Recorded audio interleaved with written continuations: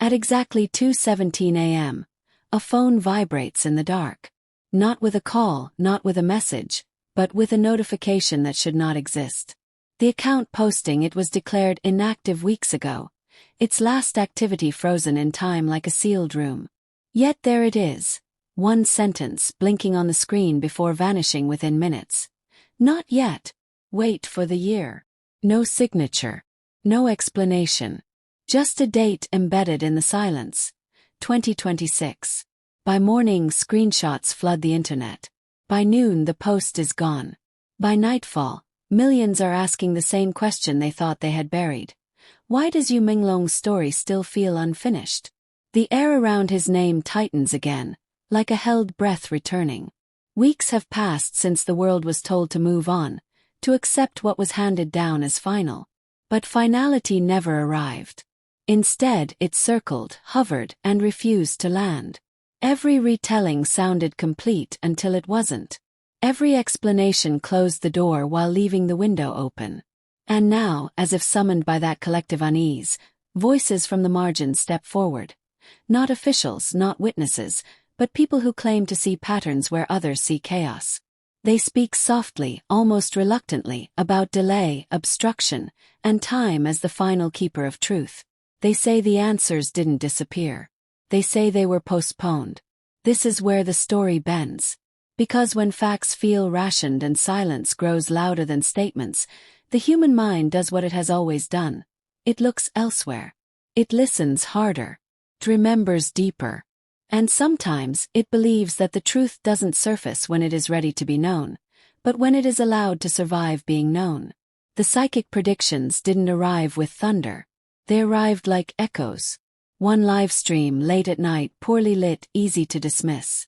A calm voice speaking of blocked revelations, and layers placed intentionally. Days later, another prediction surfaces on a different platform, in a different language, repeating the same unsettling idea. The truth around Yu Menglong is real, but delayed. Not erased. Not destroyed. Delayed. And again the year appears, uninvited but precise. 2026. Skeptics scoff, and believers lean closer, but most people do neither. They pause. Because disbelief doesn't erase discomfort. And comfort is exactly what has been missing since his death. Too many details never aligned cleanly. Too many moments felt rushed past. Too many questions were answered with conclusions instead of clarity. In that vacuum, prophecy thrives, not because it is proven but because it speaks to what people are already feeling. Before his death, Yu Menglong was visible everywhere and invisible where it mattered. Public smiles, private withdrawal. A career moving forward while something behind the scenes pulled backward. Fans now replay old interviews and notice pauses that once seemed harmless. Sentences that ended too early. Laughter that arrived a second too late. At the time it meant nothing. Now everything feels like a breadcrumb. The psychics point to those moments not as evidence, but as signals. They talk about intuition, about pressure, about choices made quietly. They suggest that what happened was not a sudden collapse of fate, but the final act of a story already in motion.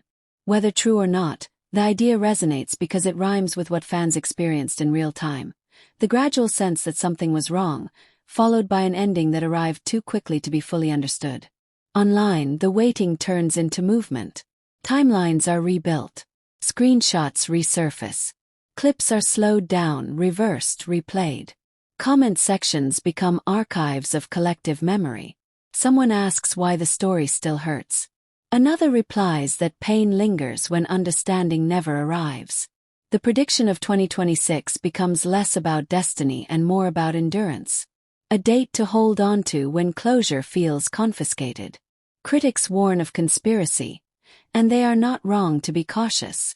Truth should not depend on mysticism, and grief can distort perception. But dismissing the phenomenon entirely ignores its origin. This isn't blind belief. It is unresolved trust. When official narratives feel airtight, alternative explanations fade. When they feel incomplete, people search for frameworks that acknowledge uncertainty instead of denying it. Time becomes that framework. History has taught us that time reveals what power conceals. Documents surface. Testimonies shift. Context changes. What once felt impossible to say becomes survivable to hear. The psychic predictions surrounding Yu Menglong lean heavily on this pattern. They do not claim miracles. They claim patience. They suggest that the truth is not gone. It is waiting for a moment when revealing it no longer causes more damage than hiding it. And so the year 2026 takes on weight. Some believe it aligns with contracts expiring, others with sealed information aging out of protection. A few say it is nothing more than symbolism, a way to give shape to hope. But symbols matter. They give grief a direction instead of a dead end. They allow people to wait without surrendering their questions. Yu Menglong's name continues to trend not because of spectacle, but because his story refuses to settle. New fans discover him through tributes and fall into the same unanswered maze. Old fans stay because leaving feels like abandoning a conversation that never reached its conclusion. The psychics didn't create that unrest. They named it. There is danger in prophecy, but there is also truth in why people listen. Listening does not always mean believing. Sometimes it simply means acknowledging that something still doesn't sit right.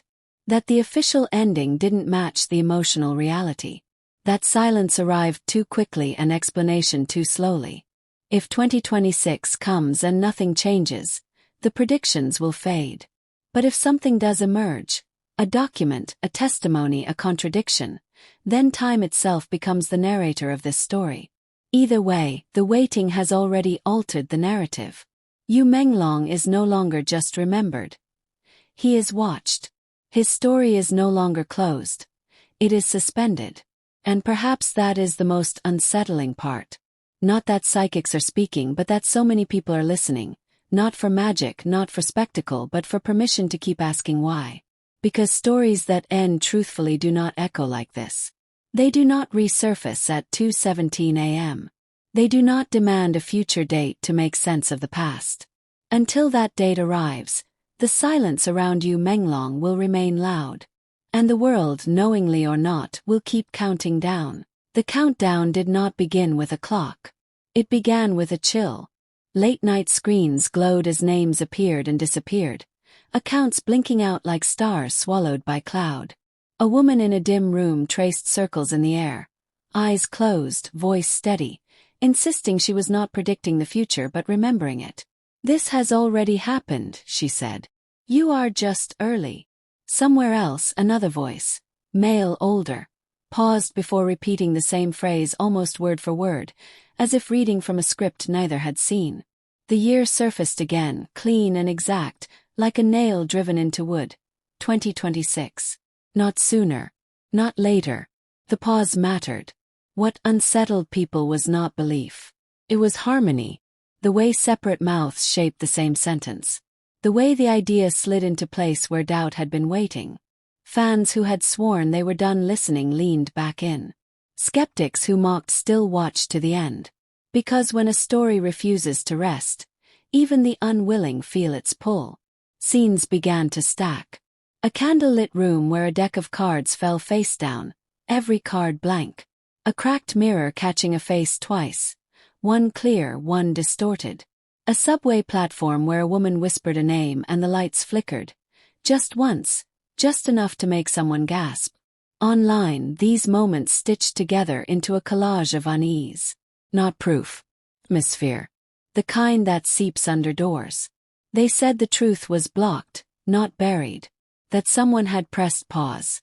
That time itself had been folded like a letter and sealed. The language was careful, almost legal. No accusations. No villains. Just delay. Just timing. Just the insistence that when the seal thins, what's inside won't need embellishment. It will speak. And then came the watchers. People who had never called themselves fans began keeping lists. Deletions. Changes in phrasing across official releases. A sentence trimmed here. A timestamp adjusted there. The watchers didn't argue, they compared. They didn't shout, they archived. When asked why, one wrote, "Because stories change when they're afraid of time." The prophecy adapted. It became less about fate and more about patience. Less about seeing ghosts and more about seeing gaps. The psychics spoke again, but this time they described weight. Pressure. A feeling like standing behind a door that someone else is holding shut, not because they can't open it, but because they're waiting for the room on the other side to empty. Yu Menglong's past resurfaced in fragments. A rehearsal clip where he stops mid-sentence and smiles as if correcting himself silently. An interview where he answers a question that wasn't asked, then laughs it off. Photo where the shadow falls the wrong way. Once these were nothing. Now they felt like fingerprints smudged by haste. Fans argued over meaning, then agreed on something simpler. The ending didn't fit the beginning. The rhythm was wrong. The cadence rushed. The final note arrived without the build. Music listeners know this feeling. So do readers. So do people who have lived long enough to recognize when a door slams before the room is quiet. As weeks passed, the year gained gravity. 2026 stopped being a guess and became a container. People poured into it what they couldn't carry. Anger without a target, grief without a grave, questions without a witness. It held everything without spilling. It promised nothing and somehow offered relief. Another scene made the rounds. A train passing through a tunnel, windows blacked out, a reflection of a man's face hovering where the landscape should be. The caption read, "Truth travels underground." Corny, some said. Effective, others replied. Because the image did what facts had failed to do. It stayed. The psychics returned with restraint. "Don't wait for a miracle," one warned. "Wait for a file." Another said, "Truth doesn't arrive dressed as lightning. It arrives dressed as routine." They spoke of offices and drawers and signatures that look ordinary until the ink dries. They spoke of time loosening grips. Critics countered louder now. They called it narrative drift, pattern hunting, grief dressed up as destiny. And they were right to push back. But even their push revealed something. The conversation had shifted from whether questions existed to when answers might be survivable. In quiet corners, people imagined the moment. Not fireworks, not confessions. A document released without fanfare. A name mentioned in passing. A clarification footnoted too late to matter. Until it does. A truth that changes nothing and everything at once. The watchers kept watching. Yu Menglong's name continued to move through feeds like a tide that refuses to recede. New tributes felt heavier, more careful. Old jokes felt out of place. The story had matured into something less explosive and more enduring. A vigil without candles. A wait without a deadline. Except for the one everyone pretended not to circle. Another late-night clip surfaced. A hand drawing a line on paper, stopping before the end, lifting the pen. "Incomplete," a voice said. "Not incorrect." The pen hovered, then returned, adding a dot. "Time fills gaps," the voice added. The comment sections filled with clocks. No one knew if 2026 would deliver anything at all. But the idea had already altered behavior.